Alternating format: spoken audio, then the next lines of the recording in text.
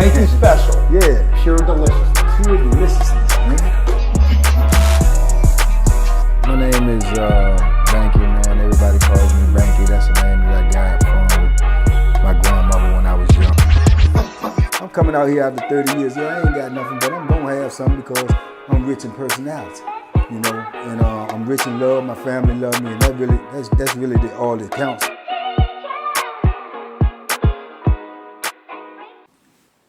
Shout out to everybody out there on Team Banky Pound. Appreciate the love. Appreciate the support. Road to 100K. Let's go. Let's go. Let's get it. Let's get it. Let's get it.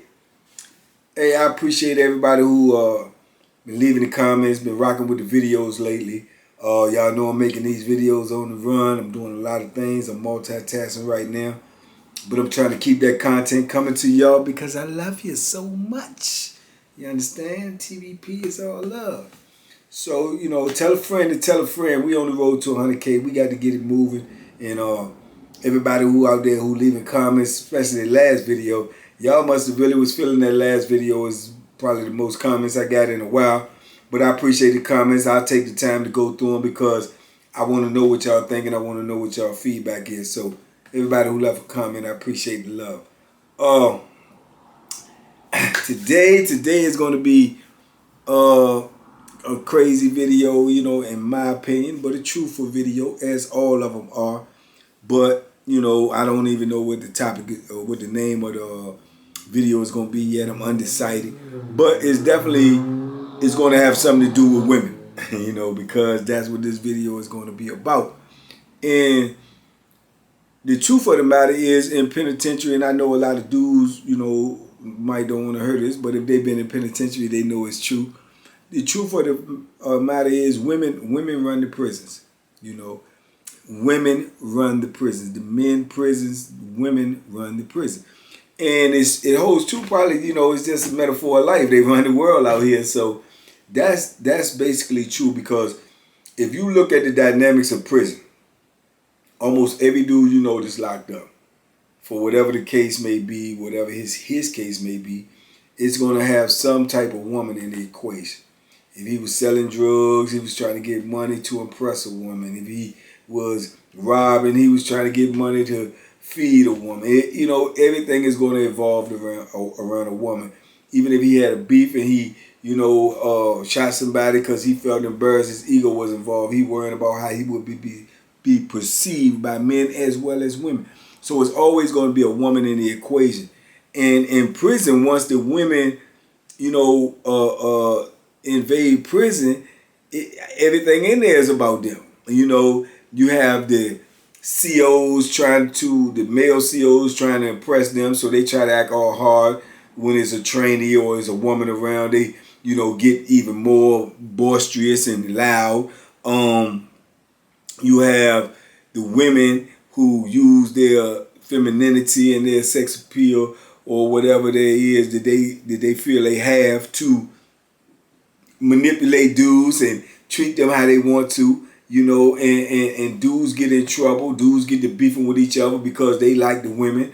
COs get to beefing with each other over female COs. A woman, you know, she has the power over you in prison. You know, she can like you today and then dislike you tomorrow and have you locked up and have you transferred and have you, you know, where you can't even come back on the compound no more just by word of mouth.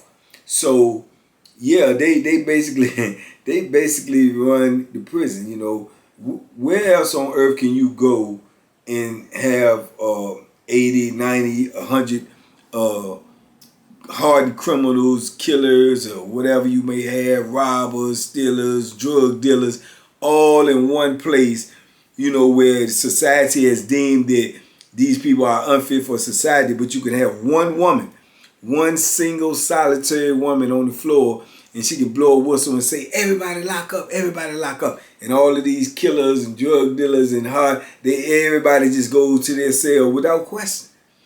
Or even if it is questioned, they still going. But where else is that power, you know, exerted out here in the free world? You know, a woman can't walk up in Walmart and say, hey, all you men out here, get on the floor right now, and they just lay down.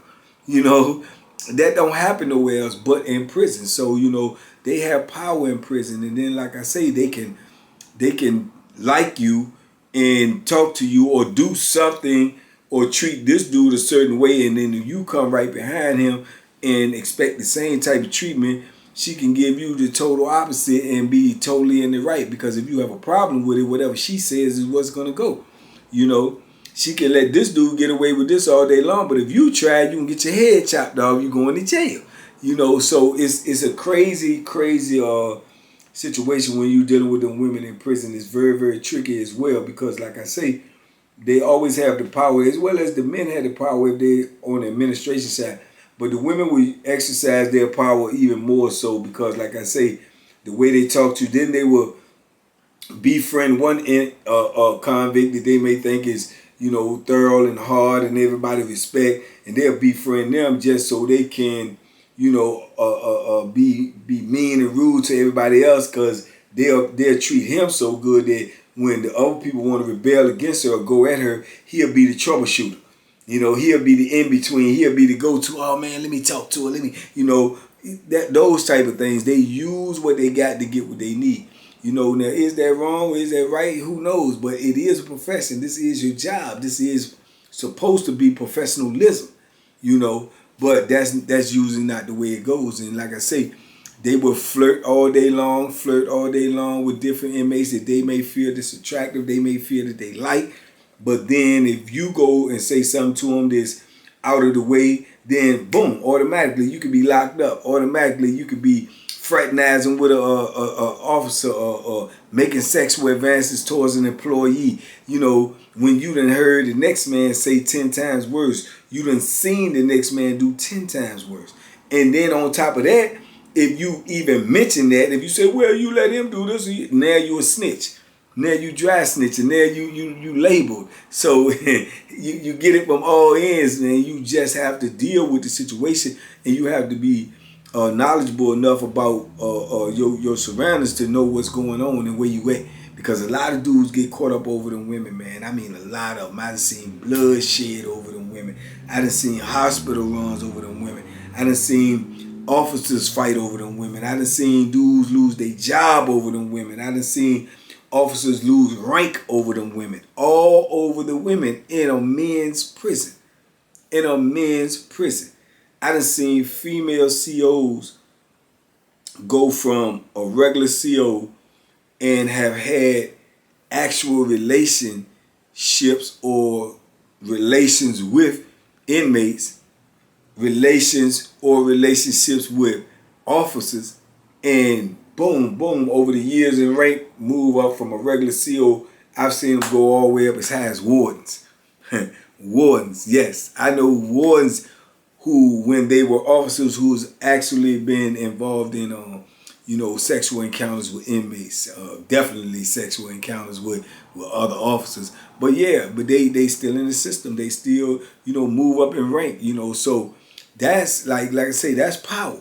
You know, that's power, you know. And more, right before I was leaving the system, more and more women was in even more power. More and more women was making warden or assistant warden. One position that you rarely ever see a woman in, and I've only seen two, I think, in my entire 33 years, is the position of major. You know, the major is the head of all security on the entire institution, whatever institution you may be on. So to have a woman as head of security over a man's maximum prison is saying a lot within itself. I've only seen like two majors, female majors, and they was, you know, within my last probably 10 years in prison, you know, female majors. But like I say, it all comes down to the fact that, you know, dudes in there are that's one of the greatest losses you have when you locked up, besides your family, this, that, and the third. You want a woman, you know. So I believe, just in my theory now, you know, trust me now, I'm just saying this is just my opinion. My opinion is no greater or no less than anyone else's. But I believe that they initially put women in the men's prison for, you know, another form of torture. You know what I'm saying? Because you already being tortured anyway. You already being, you know, dragged, and you already at the lowest state that you're going to be in while above ground. So then, you know, they put women in there And that's one of the main things that if you are a man that you're really missing by being incarcerated, and they put them there right in front of you. They come in there wearing makeup. They come in there wearing nails. They come in there with tight clothes on. They come in there with their hair did, you know. And no matter what they look like, just to have those things are, you know, going to affect the dude that is without those things, that is missing those things, that are longing for those things, that yearn for those things. To have that right in front of you and even knowing that you can't have it, that is a form of torture. It's nothing else that when we get locked up that we can see or be around or witness every day, you know what I'm saying, in our day-to-day life of being incarcerated. You can't be around cars. You can't see cars every day. You can't see U.S. currency. You can't touch money. You can't exchange money. You can't see your family every day. You can't see your kids every day, because these things are removed away from you when you being incarcerated. This is part of your punishment. So if those things was removed away from you, just imagine having those things right in front of you every day, but you couldn't touch it. You couldn't possess it. You couldn't, you know, enjoy it the way you did when you was in the free world. That is a form of torture. You know what I'm saying? Only thing that they have akin to that is women. They put women right in front of you every day, and knowing that you know that you are without a woman and missing a woman and yearning for a woman, but they will put them right in front of you and say, don't touch them. You know, don't say nothing to them. Don't even approach them in that type of manner. So to me, it was a form of torture. And it is a form of torture because those are one of the things, or one of the greater things, that you're missing when you're locked up. It's no different to me as if you were super hungry and they, you know, you were starving and they put you in front of a restaurant in front of some plexiglass and just let you watch people eat all day and watch them, you know, make the food and smell the food and cook the food and serve the food, and you just watch because you can't have none of it. This is what prison is like, you know. So for all you young cats who out here now, you know, you young, what is it called, red-blooded Americans, you know, and you love your women, do not go to prison. Do not go to prison. Because that part of the equation is going to be removed from you. You know, you're going to be able to see women, and they may not be of your liking, but they still, after a while, it's going to be a woman that you see. You know what I'm saying? So, yeah, it's crazy, though. But them women in there, they know their position. And a lot of times when they first start, they don't.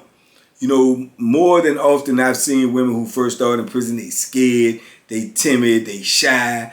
They, you know, they dudes be getting away with murder with them because they know what's coming. You know what I'm saying? They know what's coming. And as time go on, the meekest ones I done seen, the quietest ones I done seen, let them get 3-5 years under their belt.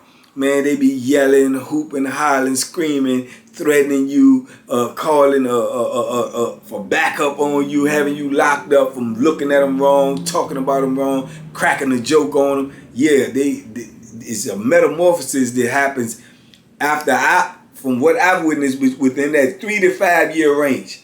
Within that 3 to 5 year range, if that person stays in the system, a female, to me, she is corrupted. And I mean, when I say corrupted, meaning that she has drunk in the Kool-Aid, she has fed into the system, and she's going to be a part of the system no matter how cool she try to act, no matter what image she try to portray, no matter what she said, oh, I grew up in the same neighborhood they is, I know some of these dudes. She has drank in the Kool-Aid because you know that you are working for an unjust system. You know you're working for a corrupt system. You know you're working for a system that abuse, you know, people physically, mentally, and spiritually. And then you're saying to yourself that you're still going to stay there because, you know, you get a paycheck from it and then you can create a career behind. So, you know, like now you become a part of the problem, not the solution. You know, so like I say, once they stay there for that amount of time, to me, they already corrupted because, you know what you're getting involved with. But like I say, it's a many cats that have fell victim to females in prison, man. I've seen dudes get the rumbling over CO women that neither one of them couldn't have. And I mean, they were literally trying to kill each other. They literally at each other at war. And because both of them, in particular that I'm talking about, was trained to go. Both of them would put that work in. So now they at each other because they both feel that they can have this woman. But the only reason they both feel that way is because she done put that thought or that inclination in each one of their head. So now it's like the fittest, the survival of the fittest. Oh, yeah, I can have, I just need to get him out the way. Oh, I can have, I need to get him out the way. So now she done played both ends to the middle where they beefing and she going home every day and still getting a paycheck. So, it's amazing. But dudes are not thinking on that level. And it's hard to think about something, especially when you're in the midst of something. You're right in the midst of it. You don't have time to stop and think or look at the whole situation in its entirety and then make a conscious decision. You don't have those, you know what I'm saying? You don't have that. Because like I said, you're always under pressure. You're always, having to handle this, handle that. So, you never be in that type of position, man. But yeah, it's a wild thing, man. And I've seen females that be so vicious and once they get that rank and they get that power, oh my God, I've seen some just turn all the way up. Yeah, I've seen some just turn all the way up. Once they get that power and they acknowledge that, they have power over every living soul that has a number in the penitentiary, oh, they most definitely take advantage of that. I've seen some mean ones, some vicious ones, some lying ones, some manipulating ones. I mean, some dictator ones. The Bull. Shout out to the Bull, man. Miss Bullock, Lieutenant Bullock on Census 2. She was a tyrant, and she loved it. And they gave her carte blanche to do what she wanted to do. And once they know that the administration is going to back their hand, whether they're right or wrong, as long as they don't get caught in a compromising position with an inmate, as long as they don't get caught bringing nothing or smuggling no contraband in, for those two things right there, bar those two things, man, they can do whatever they want to do. And the administration is going to back their hand and going to make it look like they're right, even if they're 100% wrong. And once they acknowledge that, man, they take cold advantage of that. They take cold advantage. Like Zalikov, y'all remember Warrior Zali? Zalikov was known all over the entire system, and especially on Greensville, because she ran everything she ran with an iron fist. She was a dictator. You talk to her, you talk slick to her, you cuss her out or whatever. Oh, your mama this, or you MF, you B. She gonna say the exact same thing back to you. Which if she wanted to, which I rarely ever known her to do, she can write you a charge and have you locked up for threatening her, have you locked up for vulgar and insolent language, have you locked up for inciting a riot. All of these things that they can just create with a stroke of a pen. Oh, it looked like he was inciting a riot. Oh, it looked like he was getting the inmates all agitated. Oh, yeah, I feel threatened. I don't want him around me no more. Just those words alone right there get you removed from the compound. Not just going to jail, it would get you removed from the compound. Because as long as she's there and she says she feels for her life of your own population, you're not coming back out on that population. You know what I'm saying? This is the power that they wield at their disposal. At their disposal. So you always have your back against the wall. You have some females, I've known some person come in there, they'll tell you all their personal business. They'll talk about their sexual experiences, what's going on with them and their husband, what's going on with them and their kids. And they might do this all week, all month, every time they see you. Excuse me. And say, oh, let me just let you know what happened. And then it'll be a day that you try to initiate conversation or bring up something personal. And they may look at you like you weird. They looking at you like you doing something wrong. They looking at you like, I don't want to hear that, or like they were going to lock you up. They have that power. They have that power. So more or less, we just there. We just there at their disposal. They can unburden themselves or use us as an ear to or shoulder to lean on and say whatever they want to say to us. But we limited in what we can say. We limited in what we can do. You can't even bump into a female officer or even a male officer as a matter of fact, and not be in fear of getting a charge or assault charge at that. But yet they can walk up to you and say, Mr. Whoever, can you do this? Or, hey, come here for a minute. Can you do that? And grab. They can do all of that. But if you attempt to do it, you late.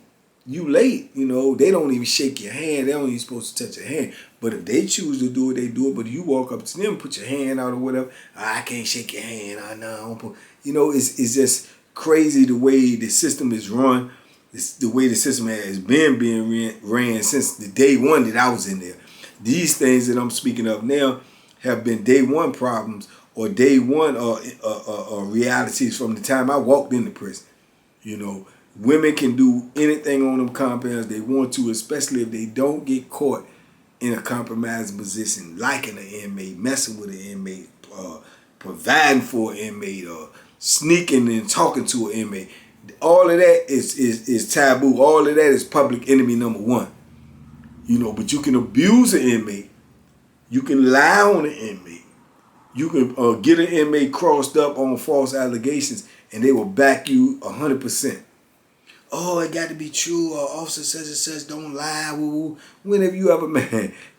When have you ever met anybody in life that you can feel confident that you know everything they will do and won't do? When has that ever happened for anybody? For anybody. So those statements and those type of things right there are irrelevant to me in my eyes, because I always feel like that people can, you know, manipulate whatever they want to manipulate, say whatever they want to say, and make it the situation what they want it to be. But yeah, man, I just was thinking about all of this stuff, and it's just crazy. It's just the dynamics of what goes on in there between men and women. But I do know for a fact, you know, and a lot of people can dispute it, but when you really look at it and you break it down to its lowest common form, you will acknowledge and understand that almost everything that goes on in the prison going to have something to do with a woman. Even dudes get to fighting in there over women that they knew on the streets. He got this baby mama, or he got that baby mama, or I got 2 babies by her, but now she been with you, and now we both locked up, and she come see you. He feels some type of way about that. Every scenario that you could possibly think of. You know, every scenario. I've seen officers walk around and be beefing with each other and don't want to say nothing to each other. They working on the same shift because both of them messing with the same female CO. So now they beefing with each other. I've seen domestic altercations occur on the workplace. You know, this floor officer been messing with the booth officer, female, but now he trying to get rid of her. He don't want to talk to her, but now he on his professional job, and he got to ignore her, so she mad, and she all in her feelings. He might go out in the salad porch where she got to hit the button to open the door to let him in the salad porch, hit the button to open the door, let him out the salad porch. She may hit the door, let him in the salad porch, and leave him in there for 20, 30, 40 minutes, and he can't get out. And he don't want to call he don't want to call the watch command officer and tell them, because then they're going to be like, why is she acting like that? Now a whole investigation has been opened up. You know, because they don't supposed to be fraternizing or messing with each other on the job. But I can assure you that happens in every institution, everywhere on the planet Earth. You know, and like I said, I've seen majors get on suspension for 2 and 3 weeks without pay for getting caught up with a female officer. I've seen wardens beefing with lieutenants or captains because they're both messing with the same female officer. You know, I've seen wardens that be stalking female officers, you know, and just going out of their way to know where they at and who they talking to and what they doing. It's crazy. I'm telling you, it's crazy when it comes down to the women in prison. It is a crazy situation, you know, but then, like I say, what can you do? What can you do? You know, they need them in there first and foremost just because they need bodies. They still need officers. Although it's not going to come down to anything in any type of physical altercation, but they need officers that's willing to work there, that's willing to, you know, sacrifice, that's willing to be, you know, gangster with the inmates and hold their back there. And if it ain't nothing but using the radio, they need it. You know, so they take everybody. You got women in there that's 19, 18, 17 years old telling 50, 60-year-old men what to do. People who've been in the penitentiary before she was born, decades before she was born, but yet she comes in there and have immediate power over you, immediate power over your life. And just imagine how that is on these compounds like Sussex 1, Sussex 2, Red Onion, Wallace, where they got these guns. It could be a female that worked there that you knew on the street and you treated her wrong. Now she's in total control of your life. Total control of your life. She can bring that grudge in there and say you said something to her and get you locked up. She can bring that grudge in there and say you threatened her life and you get locked up. You may even go to court and get a street charge. Anything. She can do anything because she has that authority over your life. She has that authority, man. So yeah, women, man, they dominate the prison. Men prison, I don't know how it is in the women prison. Never been there, so I don't know what's going on in there. But I do know for a fact in Virginia, these women are the source of almost a certain percentage of arguments, certain percentage of dudes get to beefing with each other, certain percentage of when officers get to beefing with each other. It all comes down to a female, man. It's something to do with a female. So keep that in mind. If you love the women, you need to stay on the street, and if you got one, you need to treat her right and try to be have a peaceful house and home, because it ain't nothing in the world like not being able to have peace where you lay your head. So that's not even possible in prison. So, you know, you should be enjoying that out here in the free world. But prison is different. It's always going to be different. It's always going to be something that you should avoid at all costs. Take these videos and share these videos with the young people in your life, the young people around you. Pass the word on. We on the road to 100K over here. We got positive energy only. We do not want you coming up in here if you do not have a positive outlook on life and an open mindset, because we trying to educate and elevate over here. So big love to y'all out there, man. Big love. I'll be right back at you in a minute. Y'all be safe out there. Be smart. Make good decisions. And understand that life is precious, man. Y'all duck them hooks. Peace.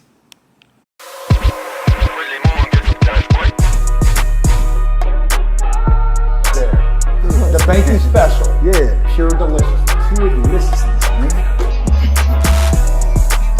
My name is Banky, man. Everybody calls me Banky. That's the name that I got from my grandmother when I was young. I'm coming out here after 30 years. Yeah, I ain't got nothing, but I'm gonna have something because I'm rich in personality, you know, and I'm rich in love. My family love me, and that's really all that counts.